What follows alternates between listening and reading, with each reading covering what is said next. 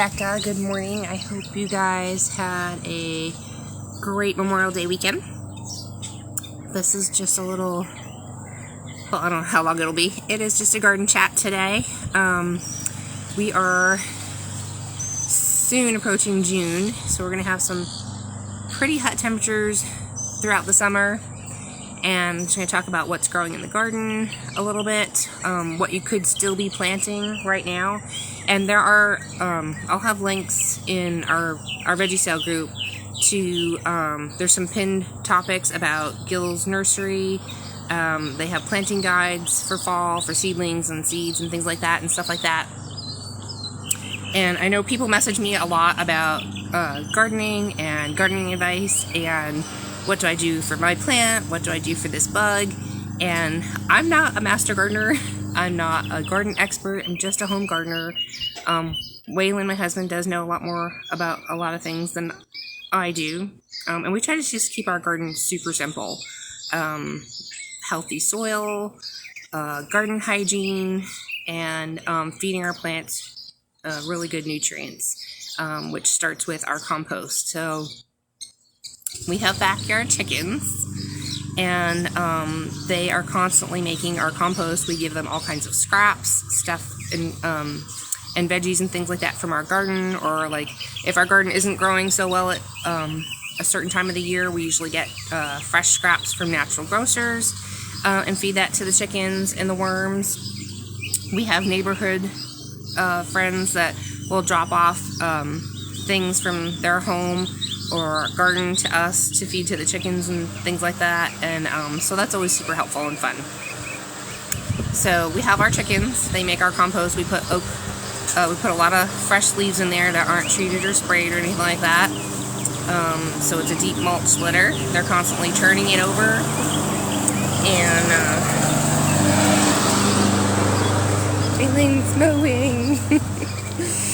So we'll go back here. Oops.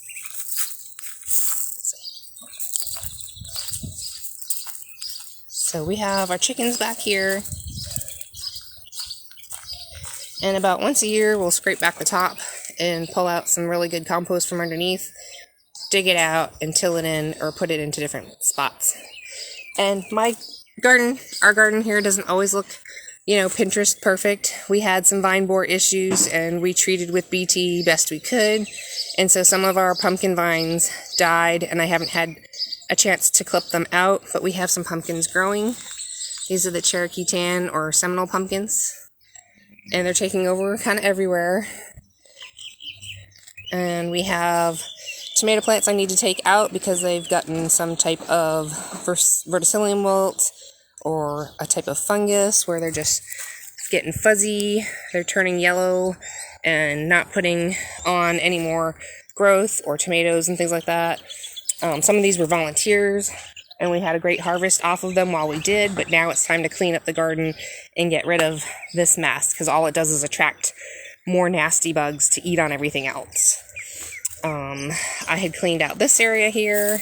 I need to finish cleaning out the Malabar spinach, but this should be finishing up. We got some beautiful tomatoes in here, and I transplanted some Swiss chard. I had a beautiful tomato plant here, but we had some issues with some root knot nematodes again. We've been trying to add the neem powder, leaf powder. I don't know that it helped enough, or I added enough. Solarization is really what would be helpful. Where you wet it down, cover it with clear plastic, and let the sun solarize it. So that little area right here was having a little bit of issues. We transplanted our bell peppers over here, which it's been really hot and there's not a lot of shade over here, so they do need to get watered either once or twice a day. We cleaned out the garden best we could. Like I said, we have pumpkins taking over back here. There's asparagus back there. That's more compost in the barrels. These are our sweet baby, sugar baby watermelons that we transplanted out here in kind of a little bit of a hill, and there's like a little ring of a circle, so I just watered those this morning. And we don't water the leaves because that will cause like powdery mildew and things like that. But Wayland had tilled this garden up really good. So everything's nice and soft again. We just had a lot of issues with growing stuff in these black molasses tubs. The soil temperature seems to get too hot and creates a lot of like fungus that affects the plants. So I dumped all those out, and we're trying to let the sun resolarize best we can back out in the garden. But I've just got some fresh soil of Mel's mix in here for this Cherokee tomato plant. And we've got new pots I cleaned out with Mel's mix and just started over with some new cucumbers. Hopefully we'll get a second batch of cucumbers. There's another tomato plant here. I've trimmed this back. I don't know how many. This just keeps growing. The sunflowers. It needs to be cut back again. We've got our fig trees here with lots of rabbit poop. They're doing good. And then we have rainwater here that goes out to the main garden. And then we'll do our laundry wash, and I'll let the water run around here, and it gets soaked up by the fig trees. Here's another tomato plant that we have in this pot with some Mel's mix to see how that one goes. And then I was looking up the chlorosis issues we were having for our grapefruit tree. Still having a little bit of chlorosis, which means it's got that yellowing, and liquid fertilizer, fish emulsion, or the worm castings was not like greening it up. So I looked it up. It was like an iron deficiency. So I actually just got some iron supplements from Walmart, and I stuck like 3 of them in here, watered them in, and these are already starting to green up again. So, and I was having the same issue with our avocado tree. So instead of spending a ton of money on like an iron supplement for fruit trees, I actually just grabbed a vitamin pill of iron and just tried that out. So that was just cheap remedy. This has been an experiment anyway for the past 3 years. So, and it looks like it's doing a lot better and possibly starting to bud out. So we've got, I just put out worm castings, cleaned out our worm bed, and I put worm castings all in here. Here's some cantaloupe seed I started that we will put out into the garden. You can do sweet potatoes, you can do, you could start some pepper plants now to get them through the fall. Here's our serrano pepper. Here's our Marconi pepper. We've got some more tomatoes over here. We've got a couple of fruit trees I'm growing. Here's our key lime and our Meyer lemon. My Swiss chard was having some issues. There's a couple little frogs living in here, and they're doing a good job eating the bugs, but I don't know. You can tell we have tons of tomatoes here, and it was blocking a lot of the airflow, and I think that was causing a problem with some of the Swiss chard. So it seems to be doing better. I cleared out a bunch of it, but still hasn't quite snapped back. I need to look up why I'm getting these little spots here, but I put some worm castings in here and watered it in, and we've got some beautiful little bell peppers over here.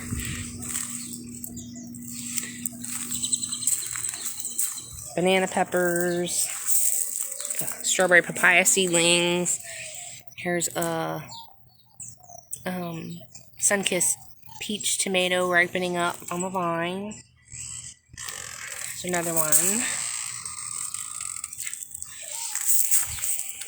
Celery is kind of shaded here. It's still doing good. Let's see.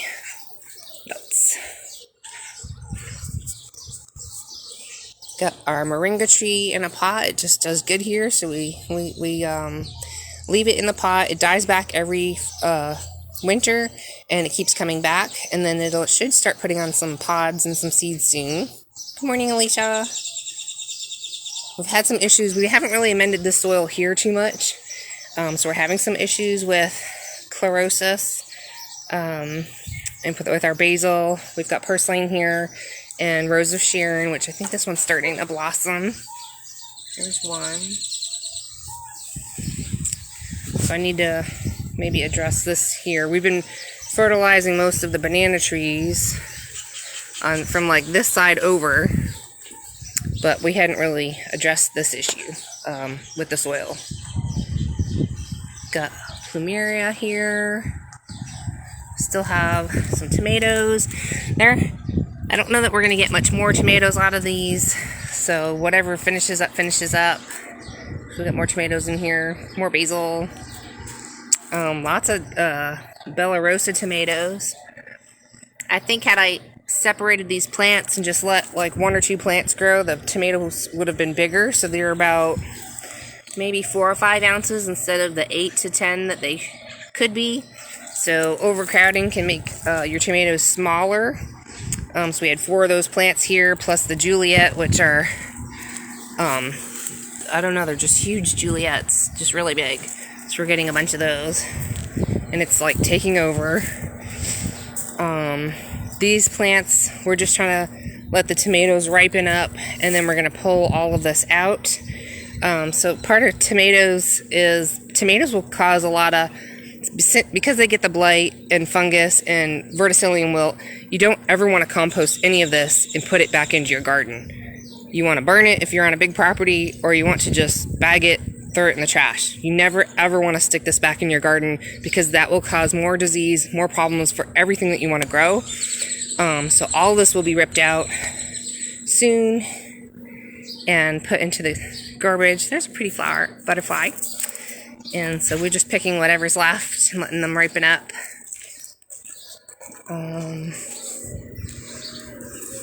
There's our little pool.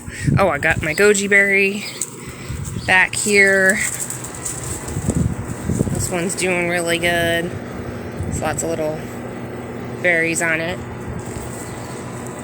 And we just have a few flowers. Mums and chamomile, dianthus.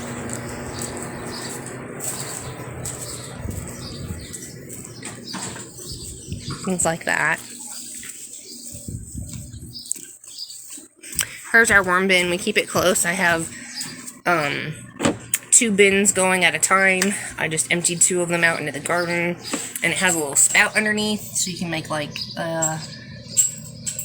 use some of any juice and dilute it down about 10 to 1 or more for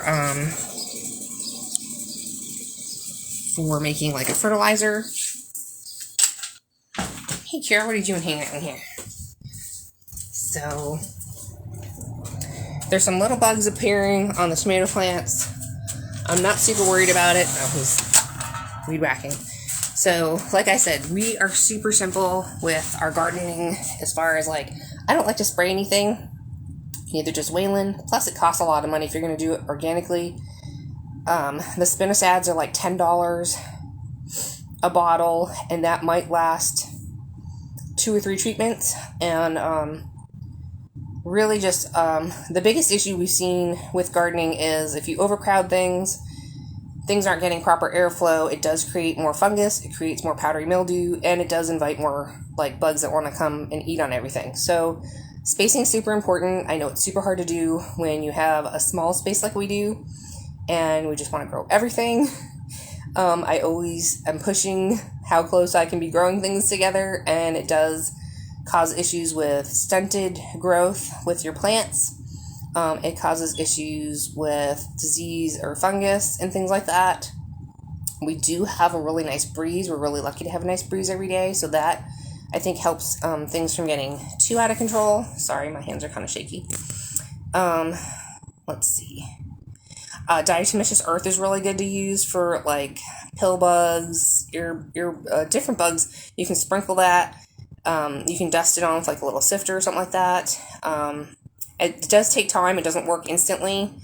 Captain Jack's Dead Bug Powder is organically certified. You can buy it in bulk on Amazon. I've used that on occasion. We've also found that Sluggo Plus is organic. It is a bait for those little roly-poly pill bugs, and if you're just having way too many of them and beer traps are not enough, the Sluggo Plus will help take care of them. It's not instant, but again, over about a week's time or so, you should see a really decreased population. We had a big problem with pill bugs this year. And so that was in our black potted tubs, and then where our pepper plants are now. So we put Sluggo Plus in the bed where the pepper plants are about a week before we transplanted them, and I was checking and kind of disturbing the soil every day and checking to see if there was more roly-polies there. And since it was full sun and we pulled out all of our squash, which got really bad powdery mildew this year from all of the rain, we just couldn't help it. They were netted, we hand pollinated, we got three beautiful zucchini, but again, roly-polies were taking over and powdery mildew, so we didn't have time to deal with it. And we're not home. We work away from home most of the day, so we don't have time to take care of the garden as if you were just retired and home all day. So it just was better to take out those diseased powdery mildew plants, treat that bed with some Sluggo Plus, and about a week later we transplanted our pepper plants, which are doing really good. Let's see, what else? Oh, I also had an issue with our kale in the front. There's I forget what kind of bug it is, but they'll start laying these yellow eggs under your kale leaves. And a lot of things, if you have aphids and things like that, you can just spray with water, spray the water hose on your plant. If it's a plant that doesn't mind its leaves getting wet, you can spray the plant like okra or kale and wash the eggs and bugs off that way. So that's really effective and cheap and easy to do. Just do it once or twice a day. But that seemed to not be working this year a little bit. So with the eggs, one kale patch got taken over. I just ended up giving it to the chickens. And then the other kale patch I treated with BT. So I sprayed it with BT, which is a Bactobacillus thuringiensis BT. Look it up. It's all natural organic bacteria. You mix it with some water and you spray your plants, and the bugs eat it, or they hatch and then eat it, and then they die. So we did that for the pumpkins because we were having the vine borer issue. So I sprayed BT at the base, and that looks like it really helped the other plants thrive a little bit better. And then it helped clear up the issue with our kale in the front. So yeah, we don't use a lot of stuff. We use neem leaf powder. I have mixed up a solution at times of, I think it was peppermint oil, orange oil, essential oils with neem oil, and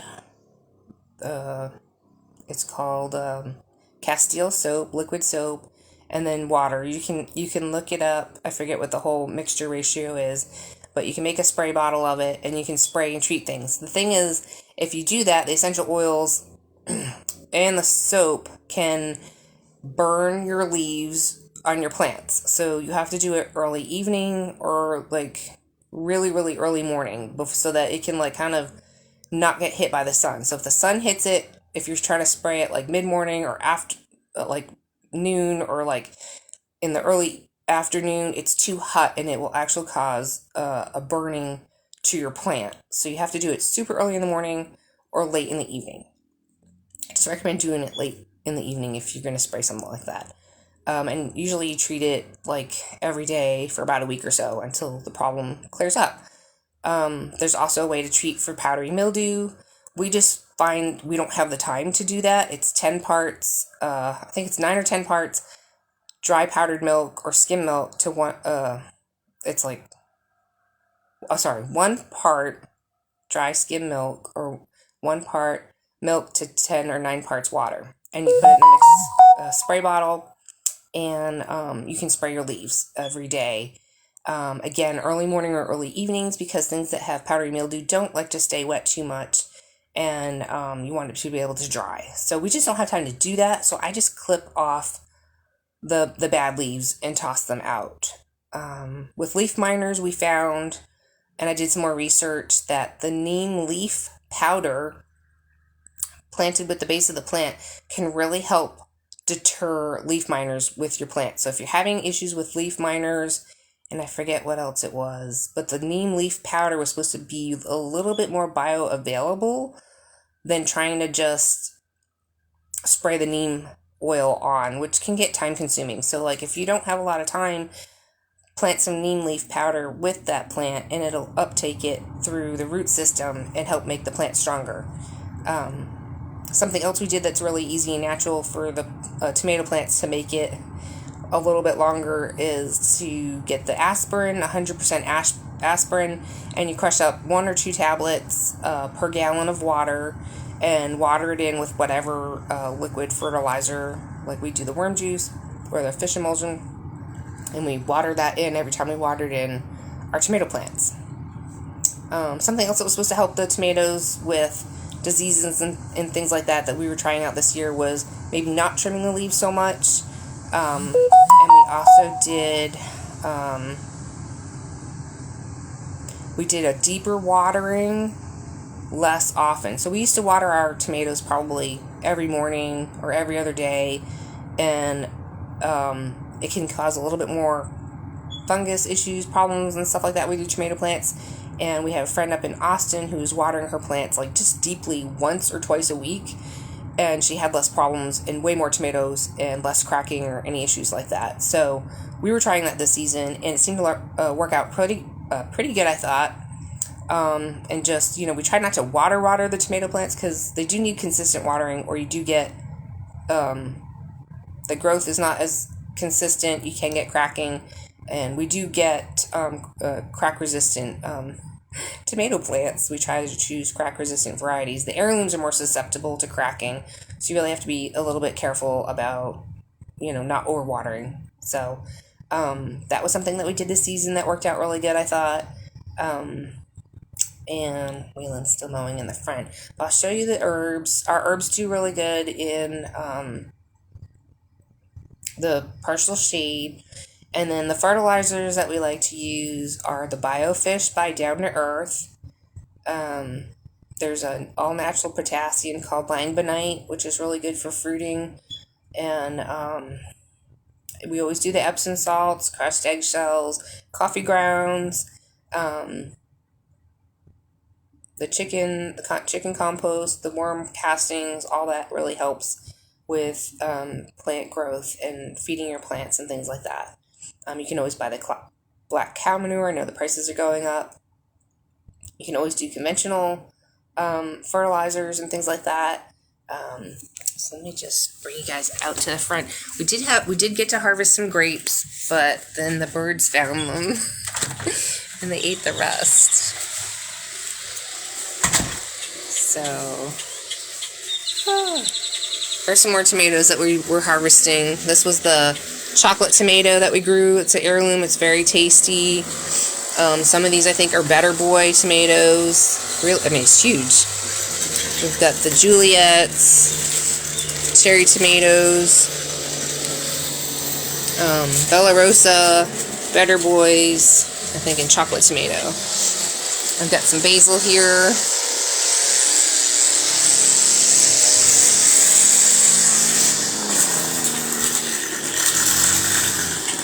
There's more basil, rosemary, oregano. Here's the kale. These are garlic chives. And this is from Japanese beetles. So we'll eat these or give them to the chickens. I don't see any more issues of the eggs. I treated these with the BT, and I haven't seen any more issues with the eggs. We've got mint here. You can see there's been some little bugs gnawing on it a little bit. Our lemongrass. This is our datura. These I don't think are going to make it too well. This was Bella Rosa.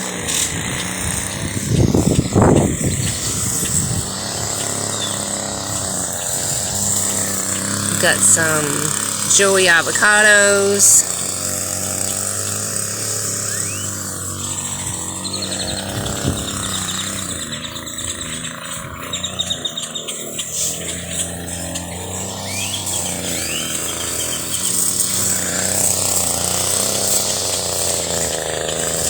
Pomegranate.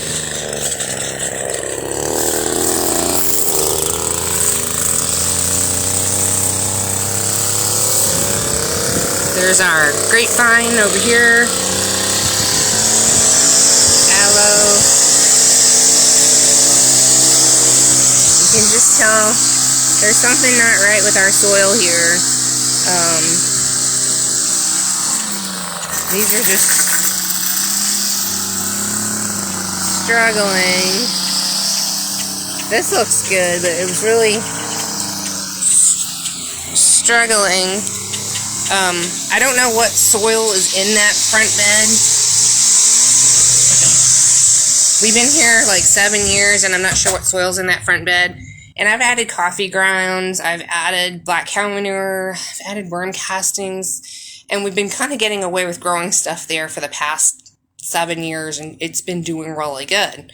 But I feel like whatever that soil is, it's just mostly a sandy soil. It needs to come out. I'll probably pull those tomatoes out, and I will dig out all that soil mixture, because it's not really like, I don't think they ever put like a garden soil mix or any of that in there. So I'm going to dig all that out, replace that whole bed with Mel's Mix, black cow manure, worm castings, vermiculite, perlite, peat moss, cocoa coir. So that's what I've been using. I've been kind of transitioning a few things over as far as like our garden pots. If I've tried to use whatever soil we have, garden soil mix, all kinds of stuff, and a lot of it doesn't break down fast enough, and the plants kind of struggled for the first almost 2 years trying to thrive in that, because it's very wood chippy. If you go get garden soil mix, or there was a hippie compost we used to buy, it's just basically wood bark. So it takes too long to really break down to be available to the plants right away. And we're seeing really good results with this Mel's Mix. So it is supposed to be 1 part peat moss, 1 part perlite, 1 part vermiculite, and then like 1 part either worm castings or black cow manure. It's very dry here, so I'm experimenting with it a little bit, because it feels like that's a little too dry of a mix for us. Because we go through such a drought here, I'm doing 2 parts peat moss, 2 parts cocoa coir, 1 part perlite for drainage, 1 part vermiculite for holding moisture, and then we're doing the 1 part either black cow or worm castings. And that's my Mel's Mix that we're trying out. It seems to be working really well, and I'm going to replace that front bed. I've done that with several of our pots here, just kind of one at a time, because it is expensive. I go on Amazon, and I buy it in bulk. I think it's 4 cubic feet is the most you can buy. So I buy the 4 cubic feet vermiculite, the 4 cubic feet perlite. The cocoa coir is, I think I've got, I just ordered some more. So this is the cocoa coir, and this one I think is $15 and change on Amazon for it's called Hydro Crunch 2.5 cubic feet cocoa coir. So basically you rehydrate it with boiling hot water, so you want sterile water, rehydrate it, and then that way you can mix it up and use it however you want. But I feel like the cocoa coir really holds a lot more moisture than the peat moss. The peat moss is really powdery and dry and kind of repels water. So whenever you've noticed you've tried to wet down peat moss or those little peat pellets, they kind of just repel the water and stuff like that. The cocoa coir absorbs it and holds on to it a little bit better.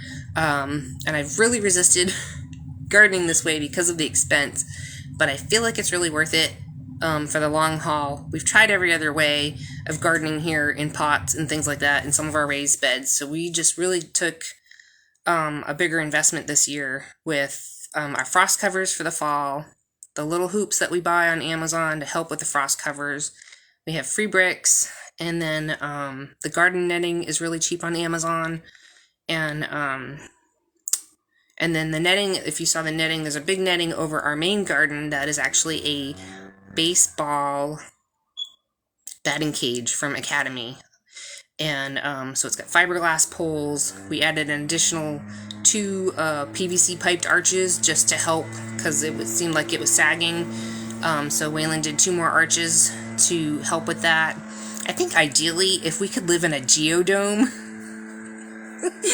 To keep the birds out, if we just had like a geodome, that would be super fun. If we lived inside of a giant geodome, to help keep all the birds and critters out. But anyway, we do the best that we can. We have fun with the garden. We try not to stress out about it. What we get is what we get. And we try to keep the garden as clean as possible, but we get busy and you do the best you can and you give yourself some grace and you enjoy what grows in the garden. And if you have time to start over again, to plant some things from seed, if things aren't doing well, it's better to pull that out and not try to deal with diseased plants and just start again, because it can be super frustrating dealing with diseased plants and powdery mildew, and then you know, trying to keep up with it and treat it. It just gets like discouraging, and sometimes it's better to just pull it all out, cry about it, and just plant some new seeds. And then hopefully you have enough time in the season to, like now, hoping we'll get some more cucumbers.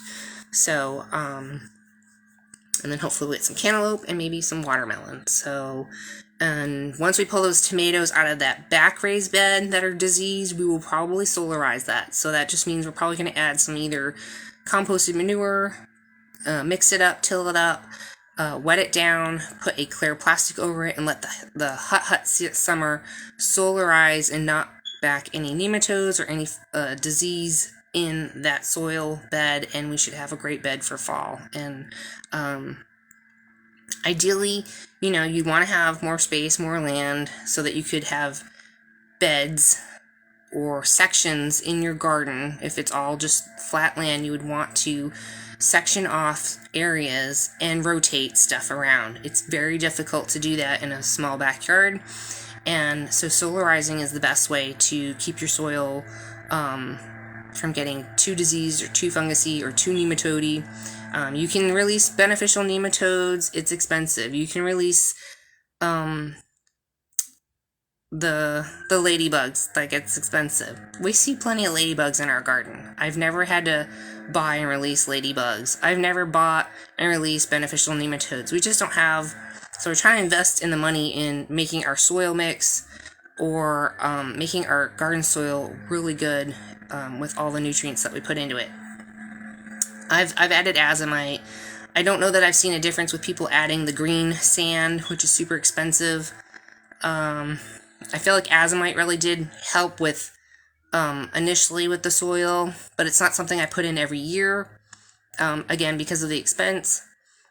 So we really do stick. I like the Down to Earth brand of their biofish. I buy that in bulk. I think it's like a 50-pound or 60-pound bag. Maybe it's a 50-pound bag of biofish meal for, I think it was around $60 this last time. And it lasts me a really long time. And it's a really good fertilizer that's kind of an all-purpose fertilizer. There's fertilizers for everything, like for your vegetables, for your fruit trees, for this or that. And it was a really kind of like right in the middle fertilizer mix. I think I'd have to look at the mix. And,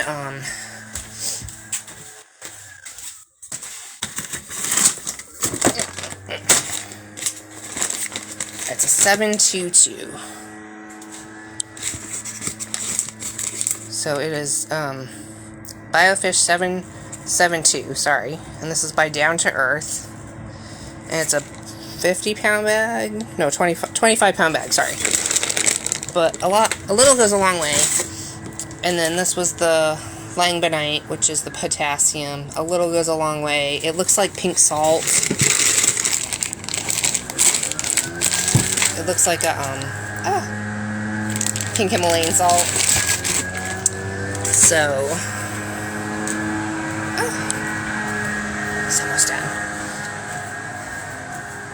So, you know, spend your budget where you can. If you're doing traditional, if you want to use Miracle-Gro and 10-10-10 or 13-13 or whatever that, or, I don't know, we just try to keep things, buy things in bulk. It is cheaper since we're gardening all the time, every season. We love to garden. And then, yeah, so the biggest changes this year were we cut 3 trees down in the back to let more sunlight in. And we were changing out our soil mixture that we were having issues with in the pots. Make sure you wash your pots out with soap and water really good and let them sit out in the sun to dry. And then put your Mills mix in, because you don't want to put new mixture into a pot that was having issues with the soil. because you're just going to still continue to have those issues if you don't clean out your pots and you're having issues. So take the extra 5 minutes to wash them out, let them dry in the sun, and then add your new mix. So those are some of the changes we made. That's kind of what's been working or not working in the garden this season. This is a little garden chat and hangout. We do get free rabbit poop and free goat poop from some friends from time to time. We also till that into the garden, which is super helpful. And sometimes you can do a trade with somebody if they were wanting something in return, maybe some vegetables or something. Or, I had another friend, we offered some vegetables and some soap too. And we got like a whole truckload of like rabbit poop one year. And it just went everywhere in the garden, and everything grew fabulous. So I don't even think we like bought fertilizer that year. Because I was originally buying organic fertilizer when we first started to make sure my fruit trees got established, and I didn't know anybody. It got expensive real quick, and I was like, this is not sustainable. And ended up being, just a creative way to meet new friends, garden friends, and was just searching out what other people had for resources that we could find on Marketplace that were free. If you've seen our garden on YouTube at all, at Becca's by the Bay, we have tons of videos up of different garden tours each season. Hey, Sari. Hey, Donna. And we've done a lot of different things in the garden to be creative, using with our free resources from friends, and they just love to visit and see the different changes in the garden each season. And it is fun to look back at the videos or pictures and see how did we even grow stuff with that much shade in our backyard? We really needed the sunshine, and that was a big expense for us.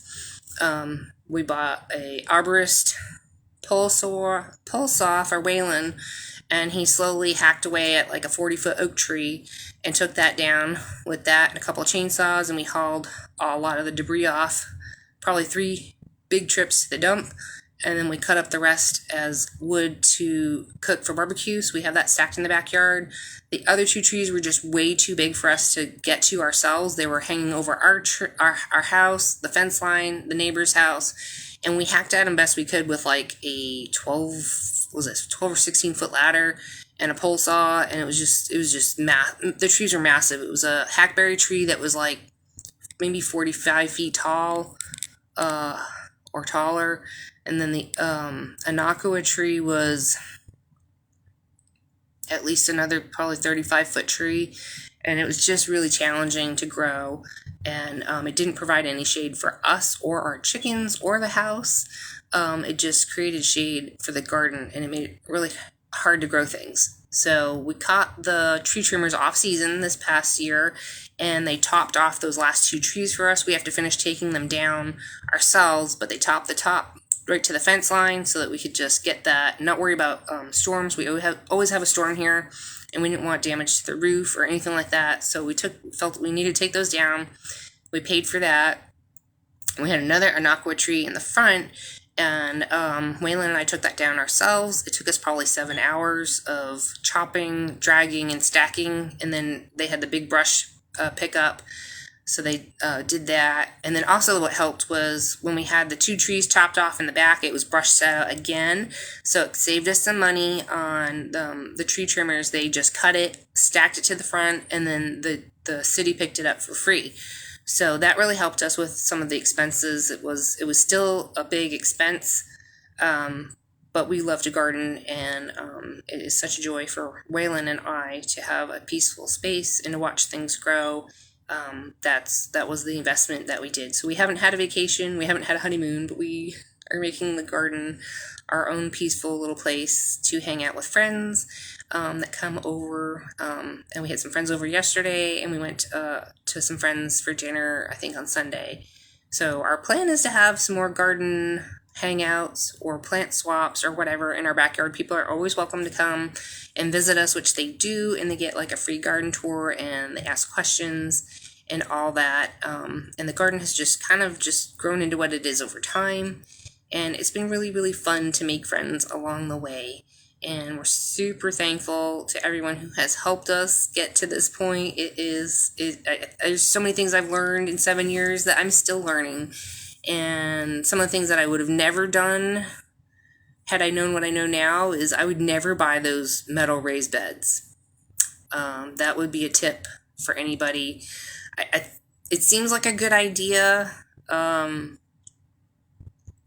The metal beds get really hot and they get really dry, so you end up watering them a lot more. You do lose some space when you do cinder block raised beds because of the fact that the raised cinder block takes up so much space, but it's going to last a long time and it won't rot. Wood is expensive. Wood does eventually rot.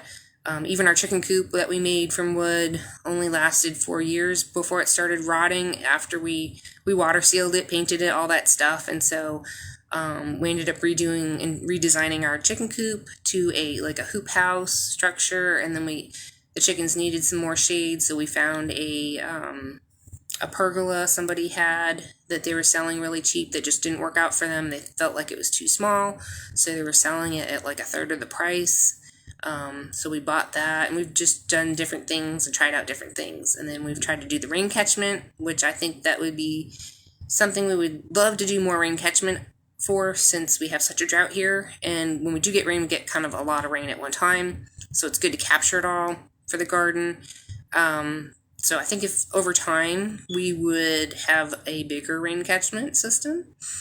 And if you can do drip irrigation with timers, I would say that is totally the way to go. Not all of our stuff is set up that way. We do a lot of hand watering. It's probably a good 1 to 2 hours in the garden every single day, either watering, picking off anything that doesn't look right, harvesting stuff. And then we would like to finish off the garden with more pea gravel, which we haven't gotten to. So we'd like to finish the garden walkway areas. So we have a few more plans for the garden. They're not going to happen this season, and that's okay. It happens over time. Our garden didn't happen overnight like this. It's been just a really fun process each year to see how the garden's going to turn out, how it's going to work. And you just work with where the sun is, watching where it rises, where it sets, and what grows best in which spot. So sometimes it's fun to do stuff in pots, because you can move the pots really easily. When you're going to move a whole raised bed or something like that, that's a little more challenging. And I know we would do things differently if we had more space, but we don't have more space. So we work with what we have, and we love it. And we just love our little garden. And we love all you guys for hang out with us when we do these little videos and show you what's going on in the garden. And I hope that you guys have fun gardening and you learn something and you grow something and have fun too, which has been fun. So a lot of our friends have started gardens and they share pictures with us. We visit them, and I just love seeing people start their own little gardens, and it's super fun. So we are going to head to the doctor's today for me, and we have some other things to take care of, but thanks for hanging out with me today. Those are just some of the things that we've been learning, what's growing in the garden, what's going on this season. It's the end of May right now, 2023, and we will see you guys in the next video. So have a great week, y'all. Bye.